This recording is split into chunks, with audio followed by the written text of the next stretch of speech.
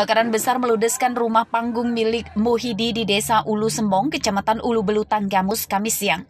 Kobaran api kian menjadi karena hampir seluruh bangunan rumah terbuat dari papan. Kebakaran memicu kepanikan warga sebab berdekatan dengan rumah lainnya.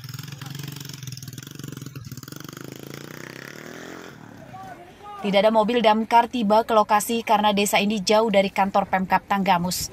Warga memadamkan api menggunakan alat seadanya seperti ember, bak, dan selang panjang.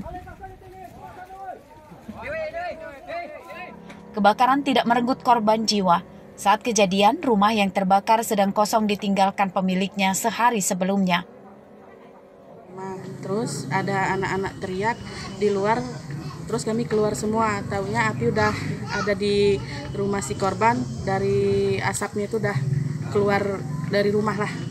Setelah itu teriak minta tolong sama masyarakat, terus masyarakat berdatangan cari buat pemadaman kebakaran gitu.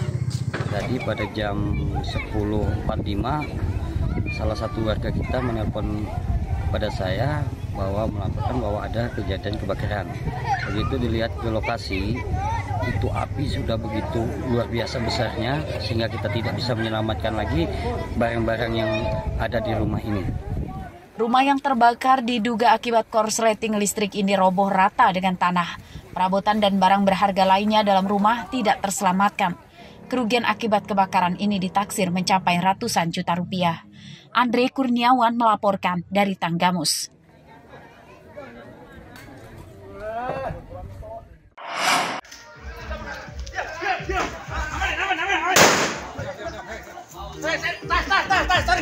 Penyergapan 2 maling motor di Desa Gunung Batin, Kecamatan Terusan Nyunyai, Lampung Tengah pada Kamis siang berlangsung dramatis. 2 dari 4 maling motor ditangkap dari dalam mobil saat baru tiba di rumahnya yang cukup mewah. Polisi melepaskan tembakan peringatan beberapa kali karena tersangka memberontak dan berusaha melepaskan diri dari sergapan polisi. Tersangka yang ditangkap bernama Andi Kurniawan dan Musa. 2 teman mereka lolos. Menurut polisi, komplotan ini beraksi berbeda dengan komplotan lainnya. Mereka mencari motor yang akan dicurinya dengan mengendarai mobil. Sedangkan umumnya komplotan pencuri lain mencari sasaran motor curian mengendarai motor. Selain di Lampung Tengah, komplotan ini juga mencuri motor di daerah lain di Lampung. Terakhir, mereka mencari motor di salah satu rumah warga Kecamatan Seputih, Mataram. Dan kami berhasil menangkap 2 orang pelaku, yang mana pada saat itu sejumlah 4 orang, yang tertangkap 2, namun yang 2 melarikan diri. Untuk modus mereka berangkat memakai kendaraan R4, yang mana kendaraannya di belakang saya. Berempat berangkat, mereka mobiling untuk mencari target. Setelah mereka mendapat target, 2 orang pelaku turun, langsung melakukan aksinya. Mobil yang biasa dipakai untuk kendaraan saat mencuri para tersangka disita polisi. Penyidikan kasus ini masih akan dikembangkan untuk memburu 2 tersangka yang kabur. Ari Susanto melaporkan dari Lampung Tengah.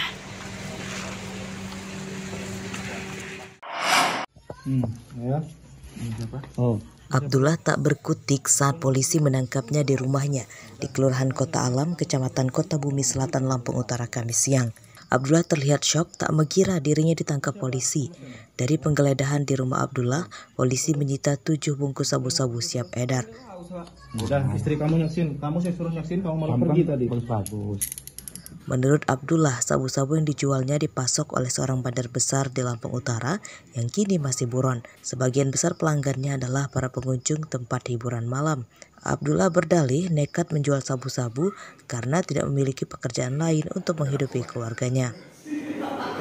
Ekonomi aja. Kamu beli sabu itu dari mana? Ambil aja.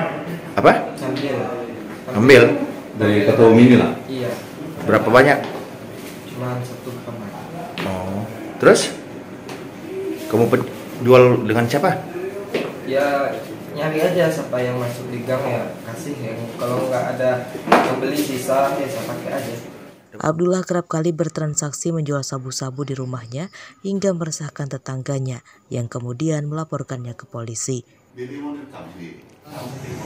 Kami bergerak, kami menyelidiki laporan masyarakat tersebut, sehingga pada saat penyelidikan didapati memang yang bersangkutan memang sering berjualan di tempat yang dilaporkan oleh masyarakat itu.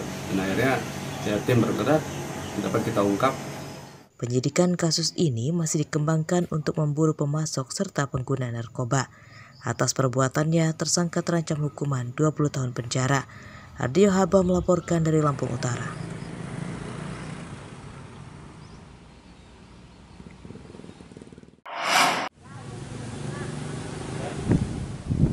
Sidang kasus suap penerimaan mahasiswa baru jalur mandiri Universitas Lampung atau UNILA kembali digelar di Pengadilan Negeri Tanjung Karang, Bandar Lampung, Kamis siang. Agenda sidang kali ini adalah mendengarkan keterangan saksi-saksi.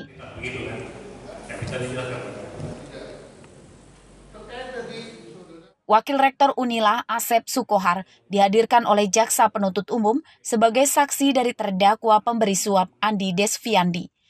Dalam sidang terungkap bahwa Asep menerima 3 calon mahasiswa kedokteran titipan bersama uang 650 juta rupiah.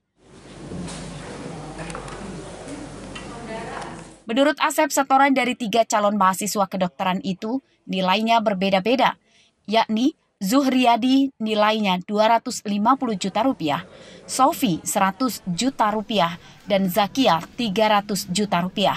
Uang itu diberikan kepada Budi Sutomo selaku Kepala Biro Perencanaan UNILA dan diserahkan kepada Rektor UNILA Karomani yang juga menjadi tersangka pada kasus ini. Jadi yang pertama itu menitipkan,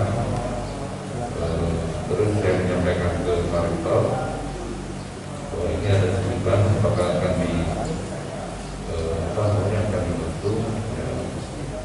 Mengapa saudara yakin kalau Budi Sutomo itu berhubungan sama Karomani? Karena Pak Budi Sutomo datang disuruh Pak Karomani. Oh memang, jadi ketika dia menemui dia bilang begitu. Atau memang sudah rahasia umum di UNILA bahwa yang bertugas untuk mengumpulkan adalah Budi Sutomo. Pada sidang ini, penasehat hukum terdakwa Andi Desviandi kecewa karena hakim tidak memberi kesempatan mereka bertanya pada saksi lebih banyak. Apalagi keterangan saksi banyak tidak tahu dan lupa. Karena kan ini banyak keterangan saksi ini yang ketika agak fokus terhadap titik yang menyangkut dirinya, dia berlagak lupa. Kan begitu. Tapi begitu hal-hal yang tidak ada hubungan dengan dirinya, dia ingat. Nah ini kan dengan usianya yang masih 53 tahun, dengan pura-pura lupa, dengan pertanyaan-pertanyaan JPU berlagak lupa, kita kecewa sidang hari ini karena sidang lalu ditunda pekan depan dengan agenda masih mendengarkan keterangan saksi dari pihak UNILA. Arsadi Saputra melaporkan dari Bandar Lampung.